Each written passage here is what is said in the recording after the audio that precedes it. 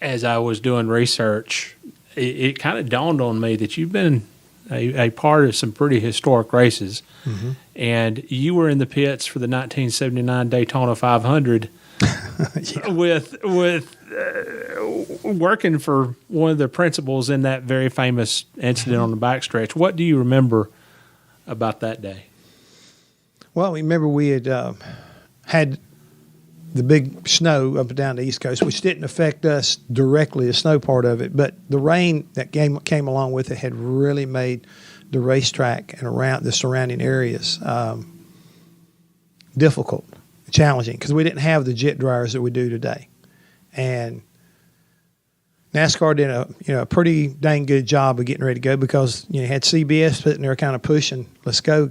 We got a live broadcast getting ready to start here, and they were under the gun. So what I remember, is we started under caution, and they finally turned them loose, and we had a good race car, and we were right to where we needed to be, and battling, with Bobby Allison and Donnie, and those two guys were battling each other pretty hard. Richard was in the mix. A.J. Fort was there, even Darrell. I remember the normal cast of characters was up toward the front doing their thing.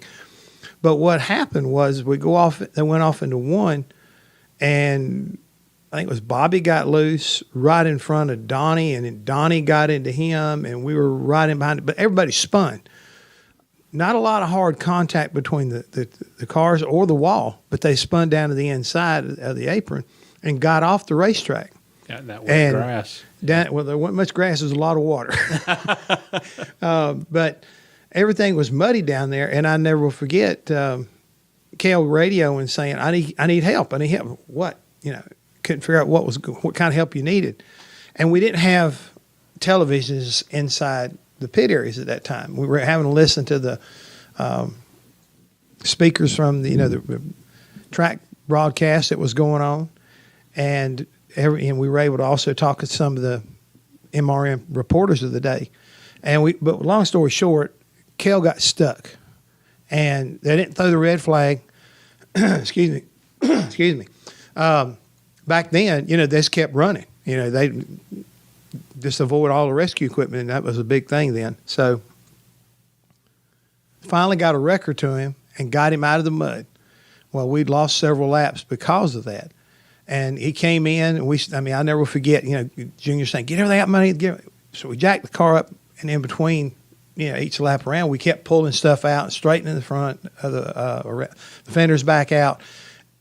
Come to find out, we weren't really hurt bad at all, but we had lost the laps. And as I said earlier, we had a fast race car. So what did we wind up doing? We raced our way back up and got ourselves in basically second place and behind the leader, which turned out to be Donnie Allison. Well, fortunately for us, they had several caution flags. Well, every time caution come out, we had to race the leader back to the start-finish line to get your lap back. He kept doing it. Same place, same move every time. And to Donnie's credit, I think he challenged Cale the first couple of times, very little, because, still got him down, 2 laps at that time. I think we were 3 laps down. He unlapped himself, and then same thing again, unlapped himself. The next thing you know, caution comes out, and this time Donnie races Cale kind of hard, but Cale still got around him, got back on the lead lap. Game was on.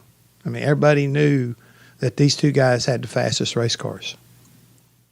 We could easily separate ourselves from Richard Petty, A.J. Fort, Darrell Waltrip at the time. And, we're racing him, and everybody, it was kind of like, it was a given. We're getting ready to win the Daytona 500. That's what I'm sitting there thinking. And at an early age, I got a really hard lesson. That just because you see him go across start-finish line and they're in the right position, you don't know what's going to happen. And I distinctly remember Cale in perfect position on Donnie when they did cross the start-finish line. And we could hear the call being made by the track announcer. Cale and Donnie battling down in turn 1.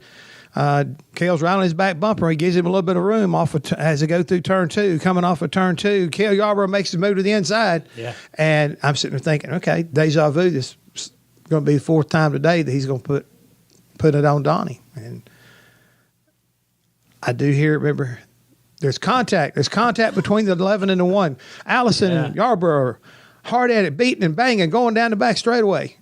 They get into 3, and I remember I heard them say, "Yeah," and they're around. They're in the wall. I mean, we couldn't see none of it. Oh, yeah. We could hear every bit of it. And I'm looking at Junior, and I'm looking at everybody else around there. I mean, it's like, what's going on?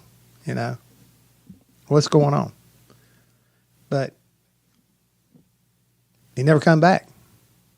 Here come Richard off of 4 with AJ in tow, along with Darrell, and they made a gesture, but no really challenge to him, and so he wins the race. And same thing as before, they're talking about Richard Petty, and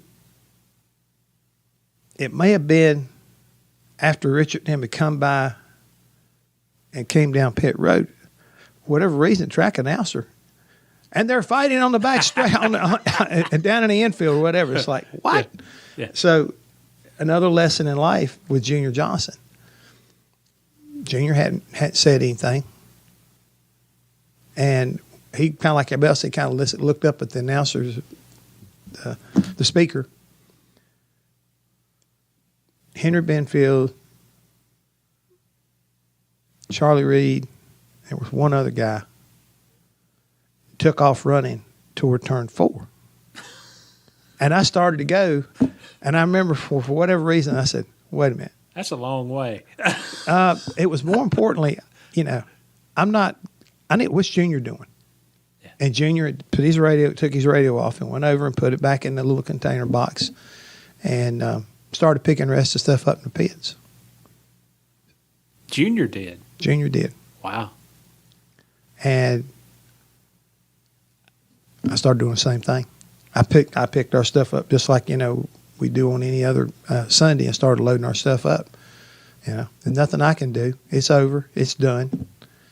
And I remember going in the garage area, and automatically, you're hearing and seeing who wrecked who did what. Didn't have a clue. Cale finally came to the hauler.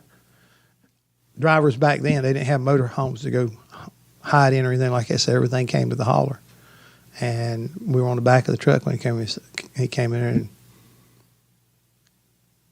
basically said, that SOB wrecked me. And then the other SOB come over and run his mouth. And, so it wasn't any, I didn't know a whole lot more then until really the next day with all the writers and able to do that and able to go back and finally, even CBS didn't have instant replay like they do today. You know what I'm saying? You couldn't go to a sports network and expect to see. Only time you saw anything was the highlights that were on the local news or your area which you were in. So a lot of unanswered questions went on all the way really to Rockingham the next week. And couldn't believe that they both wrecked again at the start of the race. And one was on the pole, one was on the outside pole, and here we go again. But it was never – there was always a difference of opinion and a difference of the view that you were – which windshield you were looking out of. Yeah. And to this day, I've never felt like that Donnie Allison did anything wrong, and I didn't think Cale did anything wrong. It was just one of those hard racing situations that ended up with a bad result that wound up being a great thing for our sport. Yeah. Subsequently, the fight and everything like that. I mean, it showed the passion and the fact that no nonsense that these guys will not put up with. And, a lot of people ask you about it. What was it like to be there? It was surreal. It really was, because there was like an unusual calmness, yet unbelievable attitude of what had just occurred. And I just think it was funny to see Junior and Hoss Ellington, talking about it from their viewpoints. And to this day, I mean, I think that I hate using it this kind of cliche, but it was kind of cool to be a part of. I mean, when history was made, it was this, wow. I mean, and you don't understand the magnitude of what went on that day until you've been in the sport as long as I have. And I know you, from your vantage point, you understand what I'm getting ready to say. What does everybody always show about Daytona?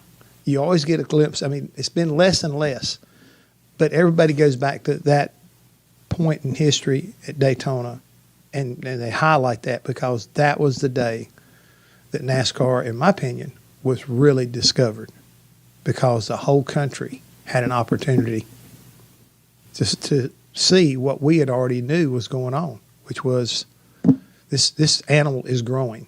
This monster is getting ready to get bigger.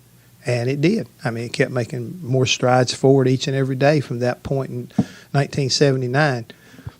We had superstars, and we had a sport that was worth viewing and supporting and being a fan of from that day on.